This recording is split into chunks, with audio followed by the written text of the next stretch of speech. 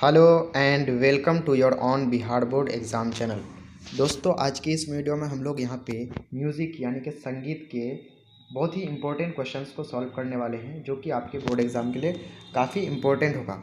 आपको जो है संगीत के सभी क्वेश्चंस यानी म्यूज़िक के सभी क्वेश्चंस इन्हीं आपको जो है मॉडल सेट से देखने को मिल जाएगा। तो चलिए दोस्तों शुरू करते हैं।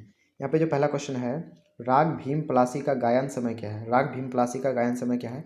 ये 2017 में दोस्तों क्वेश्चन पूछा जा चुका है। ठीक है, तो ऑप्शन नंबर ए है प्रातःकाल, बी है सायंकाल, सी है रात्रि और डी है अपराह्न। तो इसका जो राइट आंसर होगा ऑप्शन नंबर डी यानी कि अपराह्न। ठीक है, आगे संगीत रत्नाकर के लेखक कौन थे? संगीत रत्नाकर के लेखक कौन थे? तो ऑप्शन नंबर ए है मतंग, बी है नारद, सी है शारंगदेव और डी है भरत। तो इसका जो राइट आंसर होगा दोस्तों ऑप्शन नंबर सी होगा शारंगदेव। ठीक है, चलिए नेक्स्ट क्वेश्चन जो है, संगीत रत्नाकर के लेखक कौन थे? संगीत रत्नाकर के लेखक कौन थे? तो ऑप्शन नंबर ए है मतंग, बी है नारद, सी है शारंगदेव और डी है भरत। तो इसका राइट आंसर जो होगा शारंगदेव होगा। ये भी क्वेश्चन 2017 में पूछा जा चुका है। ठीक है, अगला क्वेश्चन देख लेते हैं। अगला क्वेश्चन क्या कर रहा है? अगला जो क्वेश्चन कह रहा है वो है, निम्नलिखित रागों में से किसमें दोनों मध्यम लगते हैं? निम्नलिखित रागों में से किसमें दोनों मध्यम लगते हैं? तो ये भी 2017 में क्वेश्चन पूछा जा चुका है, इसलिए काफ़ी इंपॉर्टेंट क्वेश्चन है। बोल रहा है देश, भीम पलासी, भैरव, केदार। तो इसका राइट आंसर होगा केदार। ठीक है, तिलवाड़ा ताल में कितनी मात्राएं हैं? तो ये वेरी इंपॉर्टेंट क्वेश्चन है। ठीक है, तिलवाड़ा ताल में कितनी मात्राएं हैं? तो जैसे कि ऑप्शन आप देख पा रहे हैं 12, 14, 10, 16। तो इसका राइट आंसर है 16। ठीक है, आप इसको जरूर ध्यान रखेंगे। आगे राग देश का समवादी स्वर क्या है? राग देश का समवादी स्वर क्या है? तो इसका राइट आंसर होगा प। ठीक है, ध्रुव पद में कितनी वाणियाँ हैं? तो ध्रुव पद में जो है वो कितनी वाणियाँ हैं? तो 4 वाणियाँ हैं। आप इसको जरूर ध्यान रखेंगे। ठीक है, नेक्स्ट क्वेश्चन जो है वो है, कहड़वा ताल में कितने विभाग हैं? कहड़वा ताल में कितने विभाग हैं? तो यहाँ पे जो है इसका राइट आंसर होगा 2। ठीक है, कहड़वा ताल में कितने विभाग हैं? 2 विभाग हैं कहड़वा ताल में।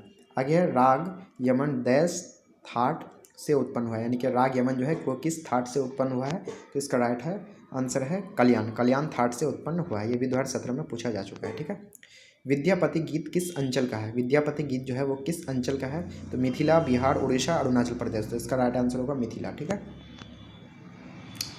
आगे थाट कितने होते हैं? Very important question. थाट कितने होते हैं? 18, 10, 20, 12। तो इसका राइट आंसर होगा 10, यानी कि थाट जो है थाटों की संख्या कितनी होती है? 10 होती है। ठीक है, किस राग में दोनों मौ का प्रयोग होता है? किस राग में दोनों मौ का प्रयोग होता है? तो यमन, केदार, देश, खमाज। तो इसका right answer option number B यानी कि केदार। ठीक है, नेक्स्ट है, किस राग में रे एवं ध स्वर कोमल लगते हैं? तो इसका राइट आंसर होगा भैरव। ठीक है, भरत मुनि की रचना है। Very important question. भरत मुनि की रचना है ताल लिपि, नाट्य शास्त्र, स्वर लिपि, भजनावली। तो इसका राइट आंसर होगा ऑप्शन नंबर बी यानी कि नाट्य शास्त्र। नेक्स्ट क्वेश्चन जो है वो है, 4 ताल में कितनी तालियां होती है? तो नाम ही है 4 ताल, यानी कि 4 ताल नाम ही है 4 ताल में कितनी तालियां होंगी? 4 होंगी। ठीक है, ताल में 2 चिन्ह का क्या मतलब होता है? Very important question.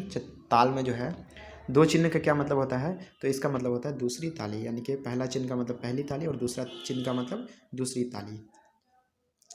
एक सप्तक में कितने स्वर होते हैं? Very important question. एक सप्तक में कितने स्वर होते हैं? तो नाम ही है सप्तक। सप्तक में कितना होगा? 7 होगा। तो नाम से ही इसमें आंसर पहुंच सकते हैं हम लोग।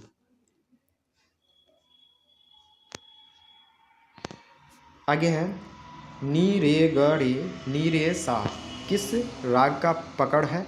तो यहाँ पे जो राइट आंसर होगा वो होगा यमन। ठीक है, 3 ताल में कितनी मात्राएं होती है? तो 3 ताल में जो है वो कितनी मात्राएं होती है? वो 16 होती है। ठीक है, अगला जो क्वेश्चन है वो है हमारे सामने, ख्याल में किस ताल का प्रयोग होता है? तो ख्याल में जो है वो 3 ताल का प्रयोग होता है। अगला जो क्वेश्चन है वो है,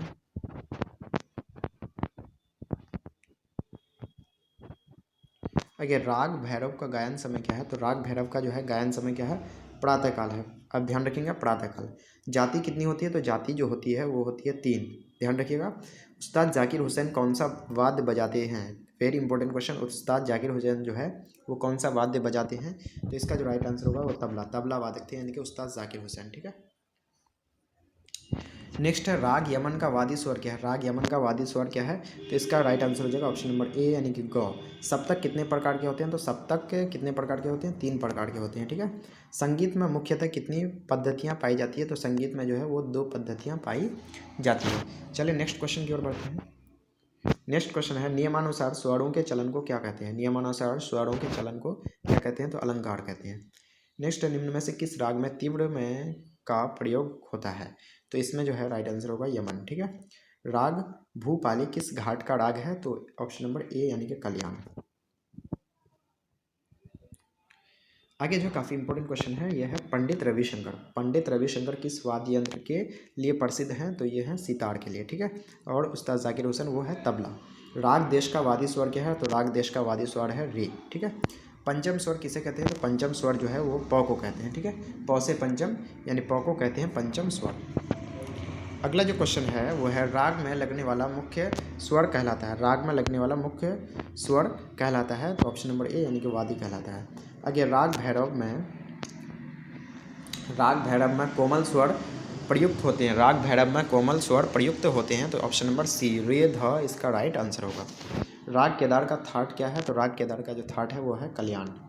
आगे राग भैरव का समवादी स्वर है, तो राग भैरव का समवादी स्वर है रे।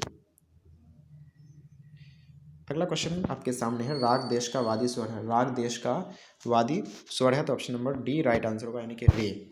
स्वरों के उतरते क्रम को क्या कहते हैं, तो ध्यान रखना है स्वरों के उतरते क्रम को क्या कहेंगे, अवरोह। जबकि स्वरों के चढ़ते क्रम को बोलते हैं आरोह, ठीक है। आप मैथ में पढ़े होंगे आरोह ही क्रम और अवरोही क्रम, यानी अवरोही मतलब घटते हुए, तो उतरते हुए क्रम को क्या बोलेंगे अवरोह, और बढ़ते हुए को आरोह। हिंदुस्तानी संगीत में कितने थाट होते हैं, तो वेरी इंपॉर्टेंट क्वेश्चन है ये, तो इसका राइट आंसर होगा ऑप्शन नंबर बी 10। आगे राग भीमप्लासी का गायन समय क्या है, तो ये दोबारा रिपीट हो चुका है, ठीक है। इसका है अपराहन, ठीक है। संगीत परिजात के लेखक कौन थे, वेरी इंपॉर्टेंट क्वेश्चन। संगीत जो है परिजात उसके लेखक कौन थे, तो थे अहोबल। चलिए नेक्स्ट क्वेश्चन की ओर बढ़ते हैं हम लोग। अगला जो क्वेश्चन है वो आपके स्क्रीन में जैसे कि आप देख पा रहे हैं, क्या कर रहा है क्वेश्चन कह रहा है स्वरों के बढ़ते या चढ़ते क्रम को क्या कहते हैं, तो जैसे कि अभी मैंने बताया आरोह क्या कहलाएगा, आरोह। स्वर के चढ़ते क्रम को क्या कहेंगे, आरोह कहेंगे। उस्ताद अब्दुल करीम खां किस घराने से आते हैं। उस्ताद अब्दुल करीम खां किस घराने से आते हैं, तो ऑप्शन नंबर ए यानी कि केराना, ठीक है। धमार गायकी में किस ताल का प्रयोग होता है, तो धमार गायकी में होता है धमार ताल का, यानी कि धमार से ही धमार आंसर हो जाएगा। कहड़वा ताल में कितनी मात्राएं हैं, तो कहड़वा ताल में जो है वो 8 मात्राएं हैं, ठीक है। आगे एक ताल में कितनी मात्राएं होती है, तो एक ताल में मात्राएं होती है 12। ध्यान रखेंगे एक ताल में कितनी मात्राएं होती है, 12। राग भैरव का वादी स्वर क्या है, तो राग भैरव का वादी स्वर है ध। आगे राग भीमप्लासी किस थाट का राग है, तो राग भीमप्लासी जो है वो किस थाट का है, तो काफी थाट का है, ठीक है। संगीत में वर्ण कितने होते हैं, तो संगीत में कितने वर्ण होते हैं, 4। ध्यान रखेंगे संगीत में कितने वर्ण होते हैं, 4, ठीक है। अगला जो क्वेश्चन है वो है संगीत रत्नाकर के लेखक कौन थे। संगीत रत्नाकर के लेखक कौन थे, तो option number B right answer होगा यानी कि शारंग देव। संगीत रत्नाकर के लेखक कौन थे, शारंग देव थे, ठीक है। ध्यान रखिएगा शारंग देव जो है संगीत रत्नाकर के लेखक थे। राग देश किस थाट का राग है। राग देश जो है वो किस थाट का राग है, तो इसका राइट आंसर होगा खमाज, ठीक है। ध्रुपद गायन में किस तालवाद का प्रयोग होता है, तो इसमें जो होता है वो है पखावज, ठीक है। इसको आप ज़रूर ध्यान रखेंगे। अगला जो क्वेश्चन है वो आपके सामने है निम्नलिखित रागों में से किसमें दोनों निषाद लगते हैं। दोनों निषाद जो लगते हैं वो लगते हैं ऑप्शन नंबर सी यानी कि देश में। उस्ताद फैयाज़ खां किस घराने से आते हैं, तो वेरी इंपॉर्टेंट क्वेश्चन। उस्ताद फैयाज़ खां जो है वो किस घराने से आते हैं, तो वो आते हैं आगरा घराने से, ठीक है। एक सप्तक में कितनी श्रुतियाँ होती है, वेरी इंपॉर्टेंट क्वेश्चन। एक सप्तक में कितनी श्रुतियाँ होती है, तो 22 श्रुतियाँ होती है। अगला किस ताल में 6 मात्राएं होती है। किस ताल में 6 मात्राएं होती है, तो दादरा ताल में, ठीक है। झप ताल में कितनी मात्राएं होती है, तो झप ताल में होती है 10 मात्राएं। ध्यान रखिएगा। राग केदार का वादी स्वर क्या है, तो राग केदार का वादी स्वर है म।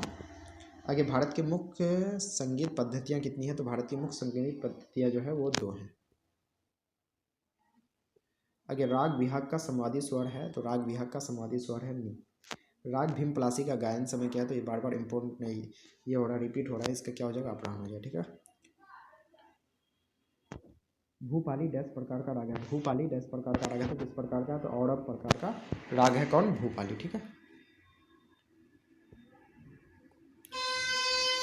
तो इस तरह से दोस्तों यहाँ पे हम लोगों ने जो है अभी काफ़ी इंपॉर्टेंट म्यूज़िक यानी कि संगीत के क्वेश्चंस को यहाँ पे कवर किए हैं। आपको जो है बोर्ड एग्जाम में इन्हीं में से आपको क्वेश्चंस देखने को मिल जाएगा। ठीक है, आप इसको ज़रूर देखेंगे, एक दो बार देख लेंगे तो आपको आसानी से याद दिमाग में रह जाएगा। ठीक है, चलिए हम लोग मिलते हैं अब नेक्स्ट वीडियो में। ठीक है।